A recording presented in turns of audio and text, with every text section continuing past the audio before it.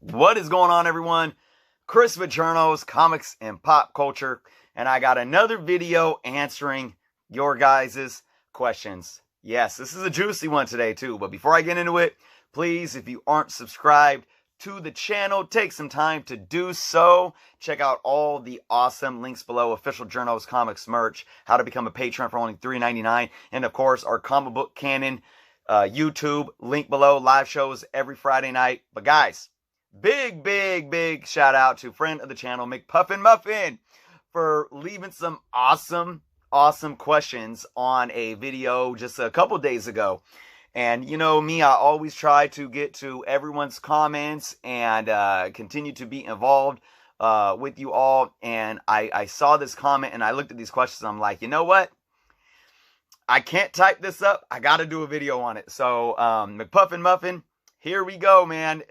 These are some hefty questions, guys, and it's kind of about, it's a few questions, but they're all related, okay? So this was on my video talking about what makes a key comic, and I talked about all the variables, how the market really dictates, you know, how they demand, if they demand or value the book, and that drives the value of the book up. But of course, that correlates with what's in the book. Is it a first appearance? Is it a number one? Etc., etc. So McPuffin Muffin left this comment answering these questions, guys, and I'm going to read them off to you. He starts by saying, I just have to ask, why don't the publishers just keep publishing these keys? Why allow them to go out of print? Couldn't they even set up a print-on-demand service if it's a question of space of stock? Further stating, that way the price wouldn't be determined by third-party sellers on the secondhand market, but instead all that money would go to the publishers. From the outside looking in, it seems like a massive oversight. What am I not seeing? Okay, McPuffin Muffin, thank you so much. Again, this question really speaks to, I think, the core of the comic book industry, what comic books are and what they are today, and why they are the way they are. And basically, let's see how to address this, because I can address this in so many ways, but I'm going to tell you right now, if the comic book industry was set up in the way that you're talking about here, with a print on demand, there wouldn't be a comic book industry. I'm gonna tell you that to start. But let's try to break this down. Let's go back to the first question that you asked. Why don't publishers just keep publishing these keys? Why allow them to go out of print? All right. The best way that I can answer that is to go back to the 90s. Let's look at the early to mid 90s again and look at what happened when the publisher said, well, we want to keep up with the demand, so why don't we just keep printing books so we can make that money, right, on the primary market. So you get books like X-Men #1, and they print, 8 million copies or whatever, right? You know, you start getting these print runs in the millions. And what happened? It didn't catch, or the demand didn't catch up, and ultimately the market deflated. All right, you had companies putting a lot of money in, Marvel almost going bankrupt, having to sell off the rights to their characters to movie studios just to stay afloat. And then, you know, the comic book industry, especially within print, was in disarray for a good decade plus. You know, that's the biggest element that I can point to answering why don't they keep publishing keys. It goes back to supply and demand, okay? The value of a book only goes up if the demand outweighs the supply. So even if there's a sought-after book that we consider to be a key book, you know, and they just keep printing it and printing it and printing it, even though the demand is there, there's so many out there that it's not going to drive the value up, right? So that right there eliminates what comic books are essentially at their core, a collectible, right? When you eliminate the element of collectability, all you have is another product that has a lifespan, okay? Basically, meaning, you know, you buy a comic book, You buy it off the shelf for, $3.99, obviously. This was 30 cents, but you buy a new book off the shelf for $3.99, whatever. You read it, you don't care about taking care of it, and then it has a lifespan. When you're done reading it, it sits on a bookshelf, whatever. And then maybe you donate it to your local library, or you sell it in a garage sale for a quarter, right? Just like maybe a standard book. They have a lifespan. Just like books. A book, like a soft cover or hard cover, Harry Potter or Tom Clancy novel, whatever it is that you buy at Barnes & Noble. You go pay $10, $20, $30 for these books. Once you read it, some people like to collect books and keep them on the shelves, but once you're done with it, it serves its purpose, and then it becomes almost worth it. You sell it in a garage sale for $1 if it's a hardcover, for a quarter, 50 cents if it's a soft cover, or you donate it to a library. That's what comics would be if there was unlimited printing by the publishers, and if they continue to just print upon demand.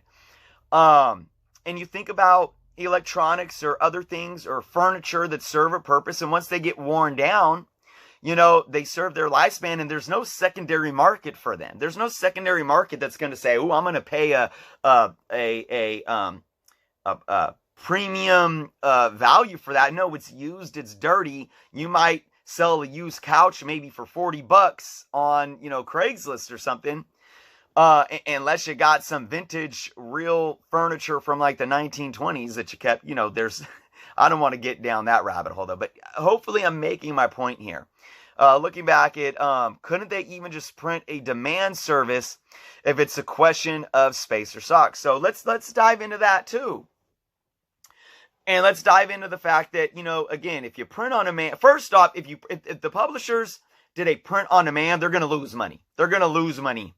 Straight up. First off, you eliminate the collectibility of the first print, right? If you did a print on demand from the publishers, they would lose money because the publishers sell to the distributors that sell to the retailers, right? The retailers get their premium price, or their discounted price. And they have to buy in bulk. So publishers sell books to the third-party distributors to quench what the retailers need. And a lot of times the retailers are estimating what they're going to sell, and they don't always sell everything. So ultimately right now, the publishers are probably selling more books than if they were going to a print on demand just to supply the specific demand that's on the market, right? Because you get a lot of books that end up in your back issue bins that don't sell. So you're really cutting out that third-party distribution that makes retailers buying in bulk. So they're buying excess to demand, really, for the most part. But if there is If demand goes past, if there's no excess and that demand goes past the first print run, then there's always that second print run, and the publishers can go right back to the printing tables and create that second print run. And it's not at any extra cost to them, and they're going to get the same amount of money in revenue coming in selling the second print to the third-party distributors that are there to quench the demand of the retailers. But what that does is it opens up the secondary market to be a viable option for the hobby, and that allows these books to gain value and to keep collectors interested in the hobby, because guess what many of us collectors want? Collectibility. Comic books without collectibility are nothing. They're nothing. The collectibility of the books is why in 2020 the market is as good as it is on the primary and the secondary market. And this is why I've talked about this in the past. The secondary market is a key player in helping the health of the primary market. Okay, because it keeps people interested. It keeps people going back to the primary market. People making money on the secondary market will keep people going back to spending that money on the primary market, and vice versa. People spend money on the primary market to then sell on the secondary market, to then get profits and more revenue in, to then purchase on the secondary market. I hope this is making sense. I know I'm doing a lot of, it's a lot of economics involved here, but you really got to understand it from a business and an economic standpoint. All right, so really, let's see. He says that way the price wouldn't be determined by the third-party sellers on the secondary market, but instead all that money would then go to the distributor. So I kind of just broke that down. I already broke that down. That's what I said about, the publishers they're not trying to play, they're not trying to play retailer for one, and they're definitely not trying to play eBay seller, right? They don't care about keeping inventory around to try to see if it would increase in value to bring in higher revenues on a market and then call it the primary market. Because, like I said earlier, if you print on demand, you take away the collectibility of the comics, which in turn you take away the collectibility. So therefore, there would never be a demand that would drive a fair market value above cover price. If the publishers were in complete control of publishing the books specifically to what the demand on the market is, there would be no value outside of cover price, and they would lose money because ultimately the primary market demand is less than what the retailers are buying from the publishers in the first place. So I hope that broke that down, McPuffin Muffin. The thing that makes something a key, why is it key to us? And I talked about this in this video. Well, we value something that's in the book, right? I value the fact that this book is the first appearance of the Lazarus Pit, right? So even though I value that, if there was unlimited amount out there, it wouldn't be worth the $20 that I bought it in the mid grade that I bought it in. Obviously, in a higher grade, it's in the hundreds of dollars. But so and it takes the collectibility away. You're going to have a large percentage of collectors lose interest in the hobby, which in turn is going to affect the primary market because people aren't going to want to keep putting money into the primary market. So I could really break this subject down even more on a more micro scale of looking at, the inside and outs of business. But I hopefully, discussed it on at least a level that can simplify why things are the way they are. We have to understand that the publishers, they're in a specific business and they have a specific business model to run. Their business model isn't trying to maximize profit on, creating some kind of secondary market demand by eliminating a secondary market. I'm kind of repeating myself there, but they're going to make the bulk of their money by understanding that there inherently is a primary market and a secondary market, and they're two peas in a pod. They are two peas in a pod, and you really can't have one without the other. If you got rid of the secondary market, it ultimately, in my opinion, would get rid of floppy single issue books.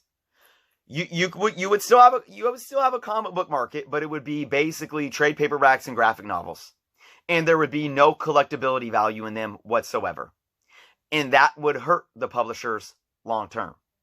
Okay. So again, I hope that answered your question. Let me know what you guys think below. I could go, the thing with these things is I can go on and on about them, but I want to keep them concise and to the point. So let me know if that answered the question, McPuff and Muffin, to all you guys watching.